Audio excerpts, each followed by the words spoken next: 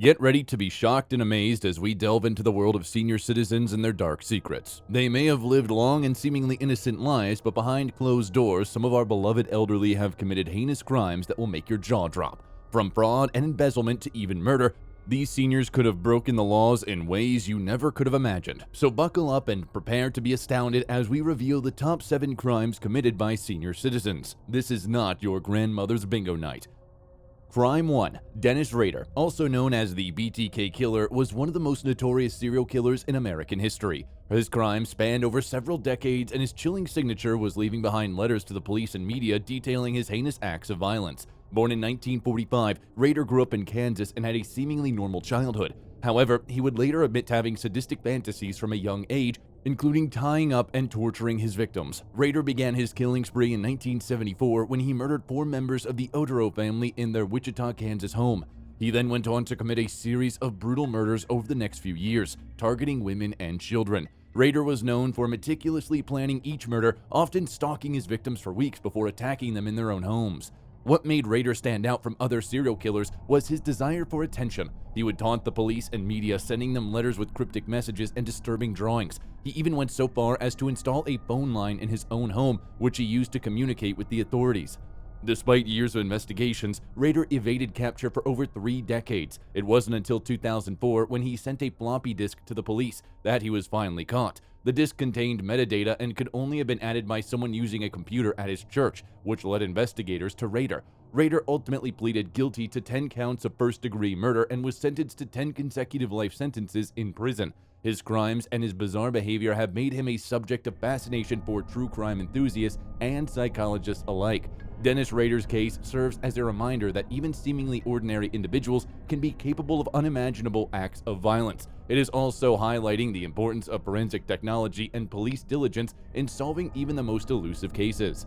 Crime 2. Anthony Sowell, also known as the Cleveland Strangler, was a notorious American serial killer who terrorized the Cleveland, Ohio area for years. His heinous crimes came to light in 2009 when police discovered the remains of 11 women in and around his home. Sowell, born in 1959, had a troubled childhood and was known to have a history of violence and sexual assault. In 1989, he was convicted of raping a woman and served 15 years in prison. However, when it was revealed in 2005, he moved into a house on Imperial Avenue in Cleveland and began his killing spree. Sowell's victims were mostly poor African-American women who were struggling with addiction and prostitution. He would lure them into his home with the promise of drugs or alcohol and then rape, torture, and strangle them to death. He would then leave their bodies in his home or bury them in his backyard. Despite several reports of missing women in the area, it took police years to discover Sowell's crimes. In 2009, a woman escaped from Sowell's home and reported the abuse to police. When they searched the home, they found the remains of 11 women, all of whom he had been killed between 2007 and 2009. Sowell was arrested and charged with multiple counts of aggravated murder, kidnapping, rape, and abuse of a corpse. He was found guilty on all counts and sentenced to death. His case brought attention to the issue of violence against women, especially those who are marginalized and vulnerable.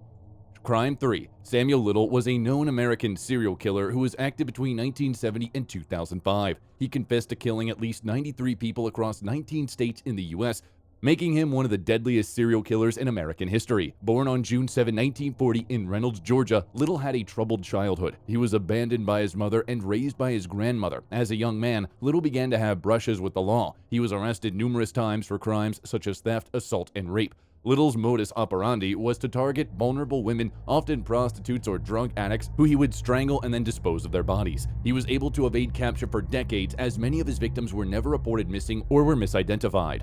In 2012, Little was arrested in a homeless shelter in Kentucky on a drug charge. While in custody, DNA evidence linked him to 3 unsolved murders from the 1980s. Little was extradited to California, where he was charged with 3 counts of murder. In 2018, Little was extradited to Texas to be charged with the murder of Denise Christie Brothers, who was killed in 1994. During questioning, Little began to confess to other murders, eventually confessing to 93 killings across the United States. He was known for his photographic memory and was able to recall details of each murder, including the victim's name, location, and method of killing. I was in my stepdad's car, Pontiac, Le Mans. Now where'd you take her to? Continued down 27. Got back on 27. Going outside of Miami. Okay. Miami. Going away from Miami. Going away from Miami. We got down past the past the, let's say, limits. So I continued on, and I seen a road going off the main road back into the vegetation on the left side. So I got her out of the car, pulled her out, and drug her into the growth back there, and pulled her deeper into there's a path. A little path was running somewhere. I don't know where it led it to, but it was running deeper into the undergrowth. It's like Everglades like that. And we ran into some water running. But before we got to the water, the earth was mushy. I turned her loose, and she fell into it face down. It is a sobering reminder that the elderly people can be dangerous. Despite his advanced age, Little was able to carry out a killing spree that lasted over 4 decades. This case serves as a reminder to always be vigilant and aware of the people around us, regardless of their age.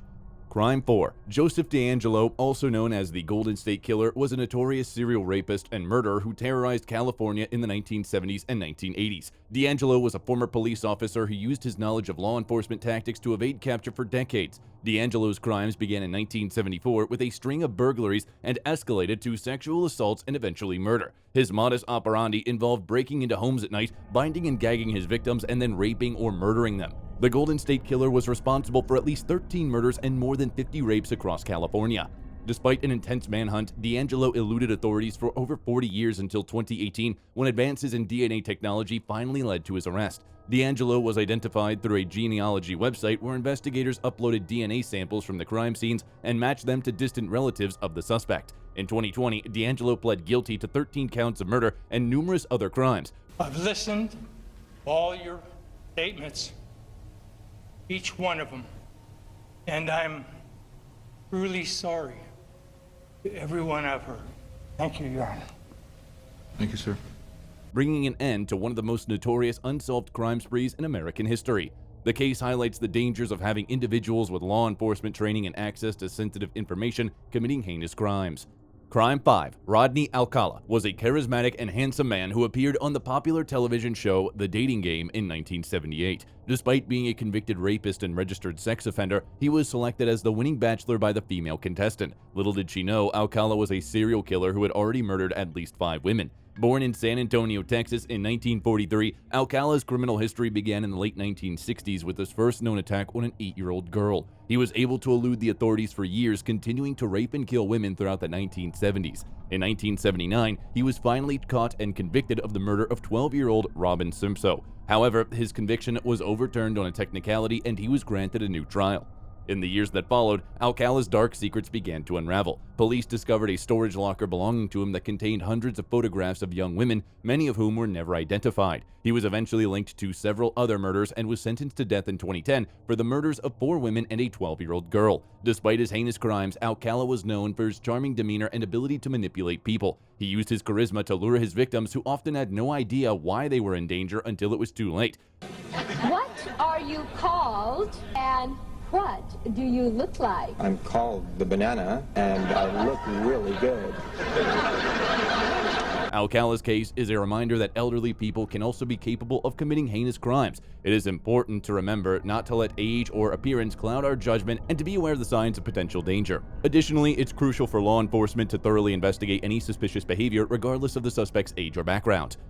Crime 6. Gary Ridgway, also known as the Green River Killer, was one of the most notorious serial killers in American history. He was responsible for the deaths of at least 49 women in the Pacific Northwest during the 1980s and 1990s. Ridgway was born in Salt Lake City, Utah in 1949 and grew up in a troubled household. He was reportedly abused by his mother and had a strained relationship with his father. As a child, Ridgway showed a disturbing interest in sex and violence, and he later claimed to have killed his first victim at the age of 16. Ridgway's killing spree began in 1982 when he began targeting young women in the Seattle area. Most of his victims were prostitutes or runaways, and Ridgway was able to lure them into his car by offering them money for sex. Once they were in his vehicle, Ridgway would strangle them with his rope and then dump their bodies in remote areas around the city. He continued his killing spree for over a decade, eluding police for years. Despite numerous leads and tips, police were unable to catch the Green River Killer for many years. Ridgway was eventually caught in 2001 thanks to the DNA evidence collected from some of his victims. He later pleaded guilty to 49 counts of murder and was sentenced to life in prison without the possibility of parole. Ridgway is now 71 years old and is still in prison. The case of Gary Ridgway is a sobering reminder that elderly people can be just as dangerous as younger individuals. In fact, some serial killers like Ridgway are able to continue their killing sprees for decades without being caught. Crime 7. Robert Picton, known as the Pig Farmer Killer, was a Canadian serial killer who preyed on women from Vancouver's downtown east side. Picton was born on October 24, 1949 in Port Coquitlam, British Columbia. He came from a family of pig farmers and inherited the family farm after his father's death in 1978. In the late 1990s, women began disappearing from Vancouver's downtown east side, a neighborhood notorious for its poverty, drug addiction, and prostitution. By 2002, the number of missing women had risen to over 60. It wasn't until February 2002 that Picton was finally arrested for the murders. During the trial, the prosecution claimed that Picton had lured women to his farm with the promise of money, drugs, and alcohol, then killed them and disposed of their remains on the property. He was charged with the murders of 26 women, although he is suspected of killing many more. Picton's trial was one of the largest and most expensive in Canadian history. The evidence against him was overwhelming, with DNA evidence linking him to several of the victims. In December 2007, Picton was found guilty of 6 counts of second-degree murder and sentenced to life in prison without the possibility of parole for at least 25 years. The case shocked the nation and highlighted the plight of vulnerable women in Vancouver's downtown east side. It also served as a stark reminder that age is no barrier to committing heinous crimes. Despite being in his 50s and 60s during the time of the murders, Picton was able to elude authorities for years and commit multiple murders undetected. The case of Robert Picton remains one of the most notorious serial killer cases in Canadian history and serves as a reminder that anyone, regardless of age, can be capable of committing these terrible crimes. And that concludes our discussion on elderly criminals and their fascinating stories. While age may bring wisdom, it doesn't necessarily guarantee a law-abiding life. These cases show that crime can happen at any age and that justice can be served regardless of the perpetrator's age. We hope you found these stories informative and thought-provoking. Remember to stay curious, stay safe, and always keep an eye out for the unexpected. And don't forget to smash that like and subscribe button.